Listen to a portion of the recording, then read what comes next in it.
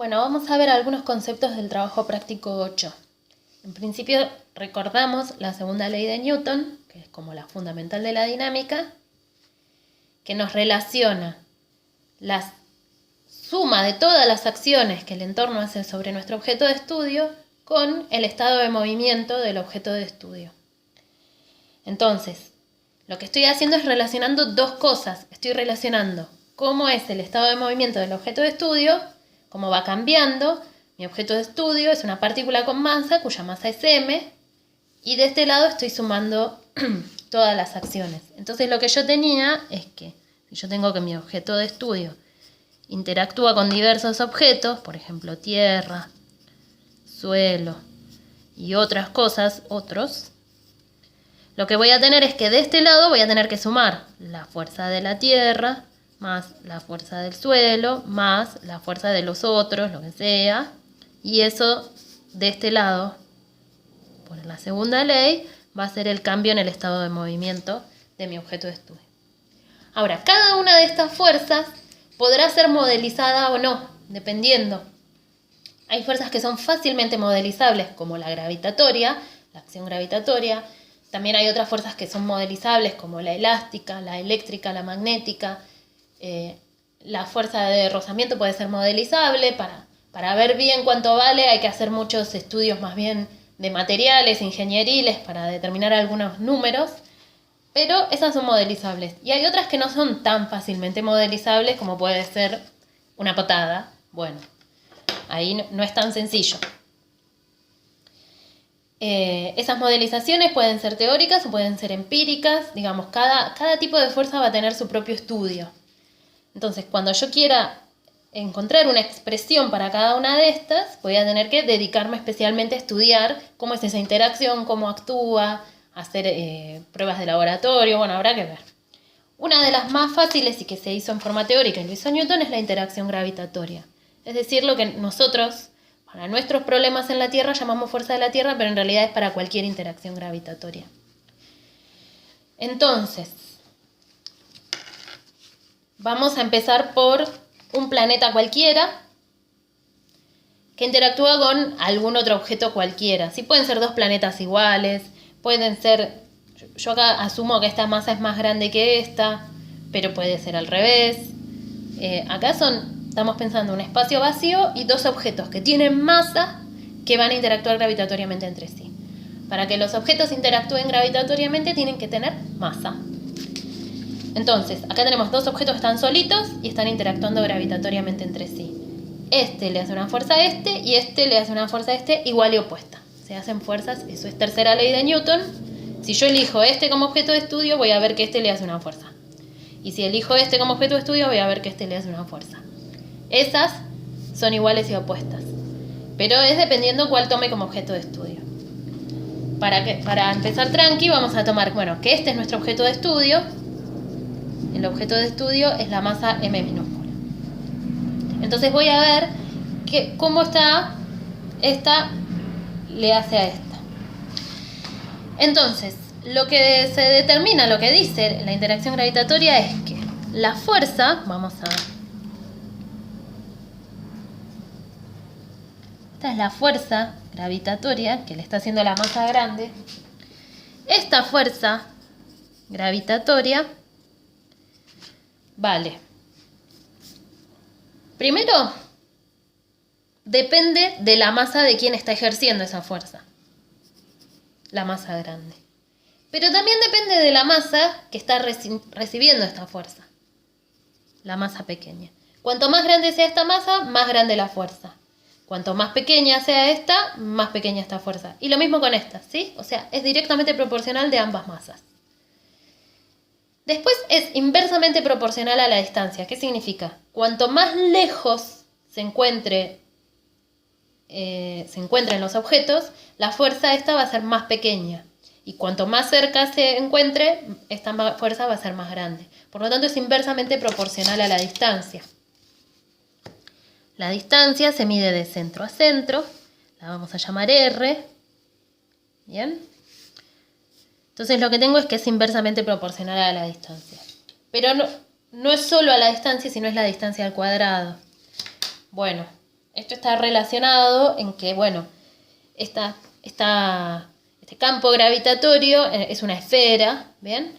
Y a medida que va agrandándose el radio, es como si ese potencial gravitatorio fuera disminuyendo en forma cuadrática, porque se va como distribuyendo en una esfera. Está relacionado con eso, por eso está al cuadrado. Por eso es la distancia al cuadrado. ¿Qué más? Bueno, esto como vemos es un vector, entonces a esta la podemos poner que es vectorial. Otra forma de ponerlo es que esto lo multiplicamos por un versor, que en este caso si yo estoy poniendo esta sería un versor que va desde el objeto de estudio hasta el centro del objeto que hace. Bien, este es el versor R. Este lo único que indica es dirección y sentido. Entonces me está diciendo, bueno, que el vector es hacia allá. Y esto está multiplicado por una constante que relaciona estas variables con estas. Esta es una constante que se halló empíricamente, es una constante de gravitación universal y que además sirve para ajustar unidades. Bueno, lo que sabemos, esta que es la fuerza que le hace M mayúscula a M minúscula es igual y opuesta por tercera ley de Newton a la que hace M mayúscula a M minúscula si yo decido tomar como objeto de estudio a M mayúscula. ¿Bien? Bueno, ¿a qué nos referimos con campo? A que todos los objetos que se encuentren, supongamos que tenemos otro objeto acá, ¿no? Esta tiene una masa M2, distinta a esta. Ahora, la fuerza, vamos a suponer que se encuentra a la misma distancia que M en un determinado instante. ¿Bien? Entonces, la fuerza esta va a ser G por la masa grande, por la masa pequeña, dividido R cuadrado por un versor R2, que es este ahora. Tiene esta dirección y sentido. Bueno, no importa. Acá lo que hay que ver es, fíjense, que al estar a la misma distancia, hay cosas que tienen en común con esta fuerza, que es el valor de la masa grande, G, con todas las fuerzas gravitatorias que existan, y la distancia.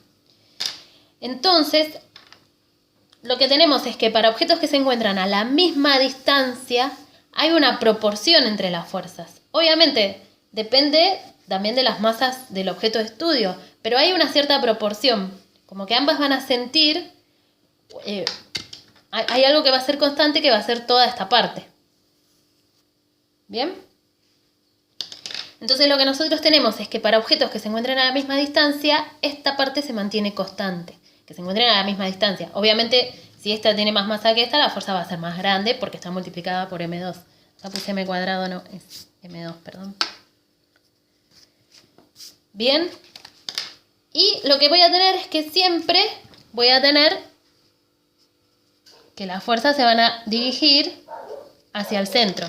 Esto yo lo dibujé en un plano, pero ustedes tenemos que pensar que es una esfera. Es una esfera que rodea, que todas tienen este mismo radio R.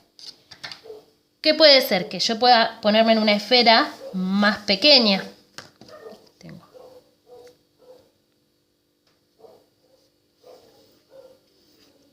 ¿Sí? En este caso estoy en una distancia más pequeña. Bien. Ponemos un R, otro R. Este R mayúscula es más chiquito que este R. Entonces las fuerzas que estos mismos objetos van a sentir cuando estén más cerca va a ser más grande. Bien, porque voy a estar dividiendo por algo más pequeño. Y si me alejo más, al revés. Van a sentir fuerzas más chicas. Pero todos los objetos que se encuentren en esferas del mismo radio van a tener esto en común. ¿Bien? Cuando se van acercando a M. Y lo que vemos además es que siempre las fuerzas se dirigen hacia el centro. Bueno, eso es lo que marca campos, digamos, que son como esferas, infinitas esferas que rodean al objeto que está provocando esta fuerza gravitatoria, en donde esto se mantiene constante y va a depender de la masa del objeto que yo ponga ahí, la fuerza que va a sentir. ¿Bien? Entonces, ahí es donde aparece la forma tradicional que nosotros conocemos. Porque fíjense, imaginémonos ahora así. Tenemos un objeto que también es un planeta, que está modelizado como partícula. Entonces nos vamos a imaginar que toda la masa del planeta está concentrada acá en su centro, pero tenemos un montón de seres viviendo apoyados sobre la superficie de ese planeta. Entonces tenemos no dije que era la Tierra, entonces este es, no sé, un Klingon, no sé, cualquier cosa. Acá tenemos algún otro bicho. Entonces tenemos un montón de objetos y seres viviendo sobre la superficie. Entonces, ¿qué van a tener en común? Cada uno de estos objetos tiene su propia masa, ¿no? Un dinosaurio, tal vez más grande. Cada uno de estos objetos tiene su propia masa. Pero todos están a la misma distancia del centro de esta esfera idealizada. ¿Bien? Entonces, todos van a estar a la distancia radio del planeta. Entonces, las fuerzas gravitatorias que cada uno de estos objetos siente va a ser la constante de gravedad universal, la masa del planeta, dividido el radio del planeta al cuadrado por la masa del objeto de estudio por, bueno, este versor que va a estar siempre apuntando. Bien, el versor lo voy a tener, depende de donde vos estés parado, va a estar siempre apuntando hacia el centro. Bien, entonces comparten esta parte en común, que es todos los objetos que estén apoyados sobre este planeta están a una distancia del centro del planeta que equivale al radio del planeta. Bueno, entonces, ahora sí, vamos a suponer que este planeta cualquiera es el planeta Tierra. Entonces, ahora nos vamos a la Tierra, entonces ahora esto no es masa del planeta, sino es masa de la Tierra total. Y el radio va a ser el radio que nosotros conocemos de la Tierra, pero podría ser de cualquier otro planeta. En particular, si estamos hablando de la Tierra, esta es un valor constante, que es la masa de la Tierra, y este es un valor más o menos constante porque sabemos que la Tierra no es esférica, sino que es geoide, y que además hay algunas pequeñas irregularidades, hay montañas y hay lugares hundidos. Pero más o menos a los efectos de nuestros problemas, más o menos este radio de la Tierra es más o menos constante. Entonces, lo que tenemos es que todo este número, cuando yo multiplique la constante de gravedad universal por la masa de la Tierra, dividido la radio de la Tierra al cuadrado, me va a dar un número que es aproximadamente 9,8 metros sobre segundo cuadrado. Por las unidades que tiene todo esto. Bien, esto es aproximadamente. Y esto es a lo que vamos a llamar G. Si lo multiplico por este R, es lo que vamos a llamar G. Bien, o si quieren vamos a hacer así, para no complicarnos. Lo llamamos G sin vector, como en módulo. Bien, es la constante de gravedad universal por la masa de la Tierra dividido el radio de la Tierra. Si en vez de ser una personita que está parada sobre la Tierra, es una personita que está bastante más lejos, digamos, en algún satélite bien lejano, bueno, este número ya va a cambiar considerablemente, porque ya no voy a estar en el radio de la Tierra, sino que voy a estar más lejos, y entonces este número ya me cambia. O sea, este número vale, como ya dijimos muchas veces, para objetos que se encuentran en la Tierra y cerca de su superficie. Cerca de su superficie es arriba de una montaña o un pozo muy profundo, ¿sí? Si se encuentra más o menos en la corteza de la Tierra, o más o menos, este número anda muy bien.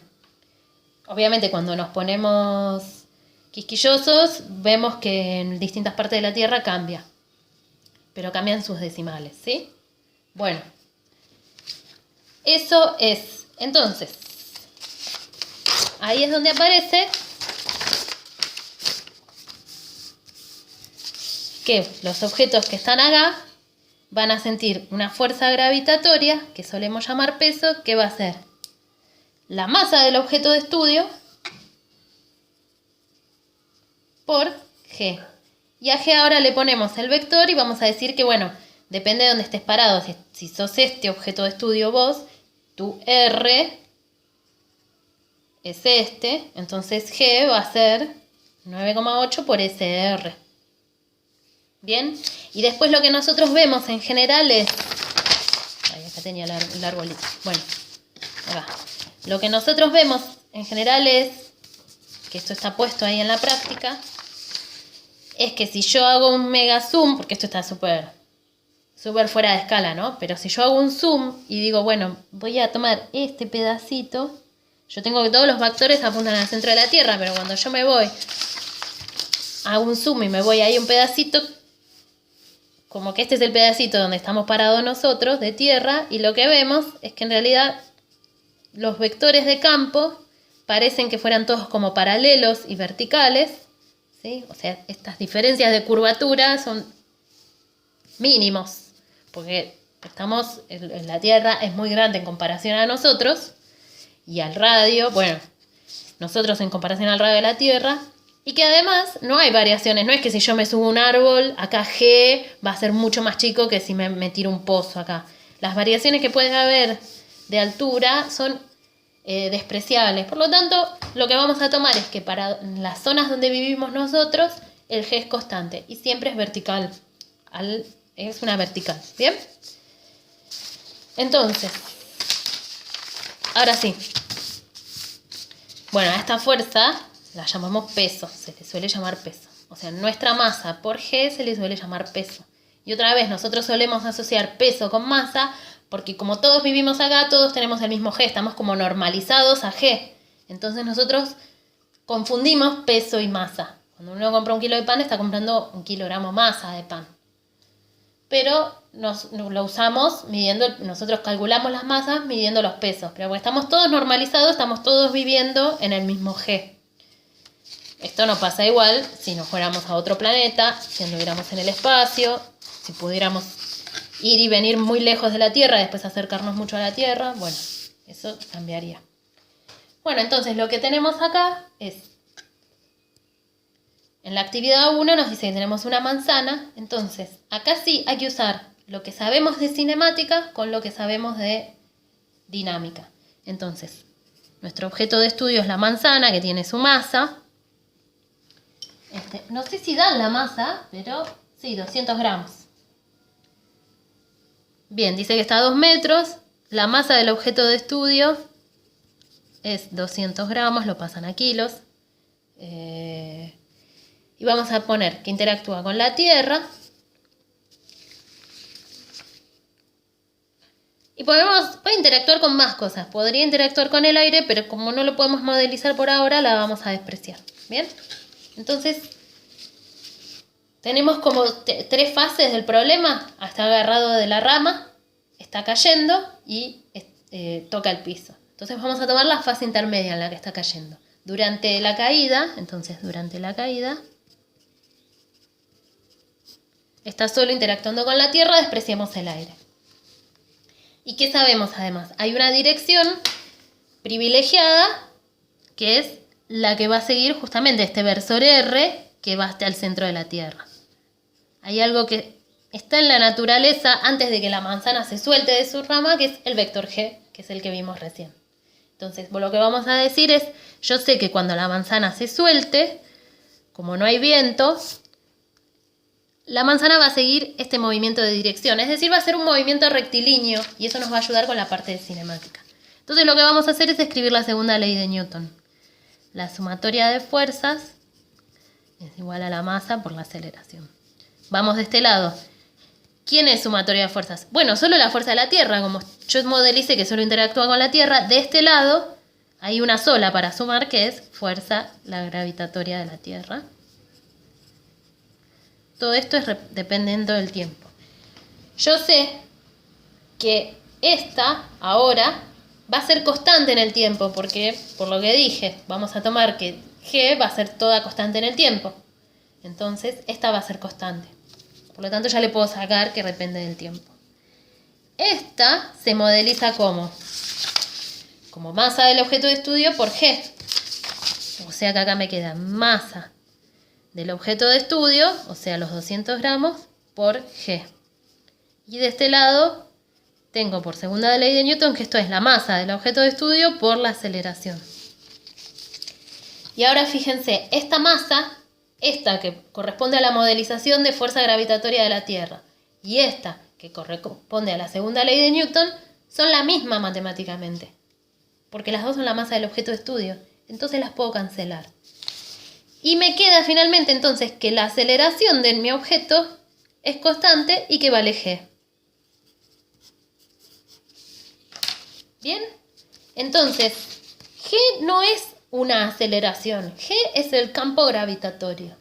Pero si mi objeto solo interactúa con la Tierra, desprecio todas las demás interacciones, y además está en la Tierra y además está a una distancia radio de la Tierra, está acá, entonces la aceleración termina siendo igual a G matemáticamente.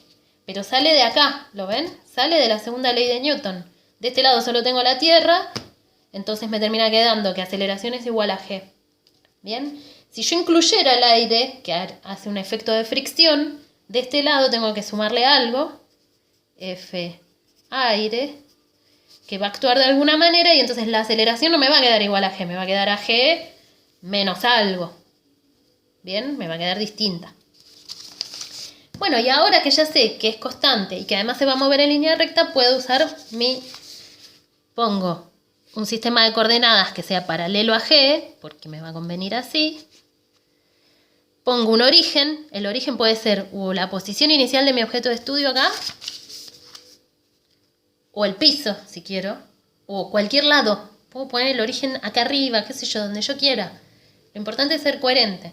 Entonces vamos a suponer que pongo que el origen está en el piso para... Bien, entonces ahora ya puse un sistema de coordenadas que tiene dirección y sentido. Voy a poner que sea positivo para arriba, lo voy a elegir así. Voy a poner un origen que va a ser el piso. Entonces la posición inicial de mi objeto va a ser 2 metros positivo. Entonces puedo ir a mis ecuaciones de movimiento rectilíneo uniformemente variado. ¿Por qué uniformemente variado? Porque la aceleración es G constante. Ya sé que la aceleración es constante. Y que además se va a mover en línea recta. Entonces tengo en Y en función del tiempo, no le pongo vector porque me voy a mover en una sola dimensión. El eje X ni lo pongo, no lo uso. ¿Para qué lo voy a poner? ¿Para qué voy a complicarme con vectores si se va a mover en línea recta? Y en función de t es I inicial más velocidad inicial en I por t menos t0 más aceleración en I sobre 2 por t menos t0 al cuadrado. Y velocidad en I en función del tiempo es velocidad inicial en I más aceleración en I por t menos t0. ¿Y ahora qué tenemos? I0, 2 metros positivo. Velocidad inicial en I, 0 metros sobre segundo. Porque está agarrada a la rama. Cuando se suelta su velocidad inicial es 0. Aceleración en I menos G. No le pongo vector porque me estoy moviendo. Ya sé que puse el eje en la dirección de G. Entonces ya está. Lo que sí, como puse que las I son positivas hacia arriba, las pongo negativas. A T0 le pongo 0. ¿Para qué me voy a complicar la vida? ¿Sí? T0 es el instante en que se suelta la manzana, justo. Le pongo 0 y empiezo a contar desde ahí, aprieto el cronómetro ahí. ¿Bien? Entonces, ahora ustedes ya tienen todo. ¿Qué tienen? Estas son el instante inicial. Entonces pueden armar estas dos funciones, reemplazando. Arman las funciones primero. Y en función de t, reemplazando por todo lo que ya tienen. Esto es 0, esto es 0, esto es menos 9,8 dividido 2. T0 es 0, entonces les queda menos 9,8 dividido 2 al cuadrado y esta es 0 y esta les queda 9,8 por t. ¿Bien? Y una vez que tienen eso pueden hallar lo que les falta pensando que en el instante final, en t final, cuando llega al piso, ¿no? Llega al piso. Entonces t es igual a t final, que me parece que no lo conozco. ¿Cuánto tiempo? Esta es una incógnita. Bien. No tenemos velocidad de t final. Velocidad en I final no la tenemos. Pero sí tenemos el I de t final, que es 0 metros. ¿Sí? Porque yo sé que en el instante final es cuando llega acá. Entonces, esta la puedo reemplazar. Una vez que yo tengo toda esta armada, esta la puedo reemplazar acá y despejar lo que me falta, que en este caso va a ser t final. ¿Bien? Y una vez que tengo t final, lo puedo poner acá y puedo sacar la rapidez final, que les tiene que dar negativa también. Bueno. Espero que con esto les salga. El B y el C, bueno, el B lo piensan, así como piensan piensan el B.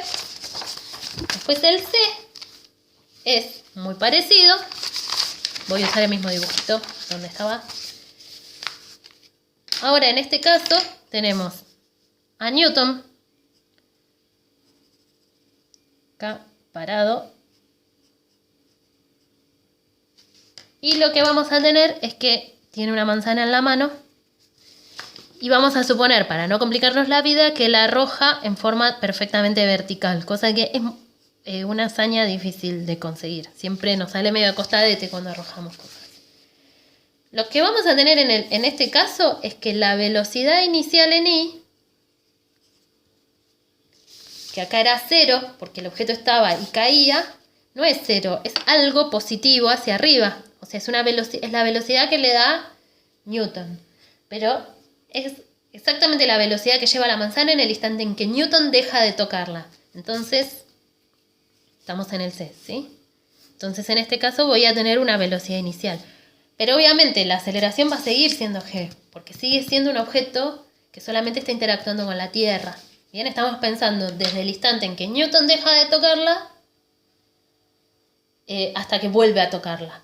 La manzanita va a hacer esto y esto. Va a subir y va a bajar. Entonces solamente vamos a tomar la fase de vuelo de la manzana. Entonces, otra vez, solamente interactúa con la Tierra, por lo tanto su aceleración es constante. Lo que va a cambiar es que ahora va a tener una velocidad inicial positiva, que me parece que hay que averiguar.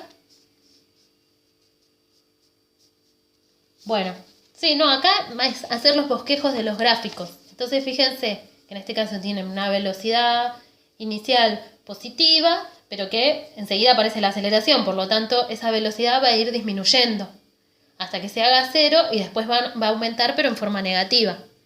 O sea, va a subir hasta que la velocidad en I se va a hacer 0 y después va a ser igual a esto, va a bajar, acelerándose. Y bueno, traten de ver si pueden hacer esos gráficos. Si se fijan en alguno de los videos que le mandé, un poco los hicimos. Creo que yo ya se los hice estos. Habría que mirar en los gráficos anteriores. Bueno, y después el D es lo mismo, pero pensando que la velocidad inicial en vez de ser así, es así. Los Angry Birds tiran con velocidades que tienen que determinar. En este caso ya no, ahora sí va a ser totalmente vectorial porque va a aparecer el otro eje. Hasta acá, hasta el punto C, no fue necesario usar dos ejes. Bueno, espero que esto les ayude. Traten de resolver a conciencia el A, el B y el C. Y bueno, y para el D,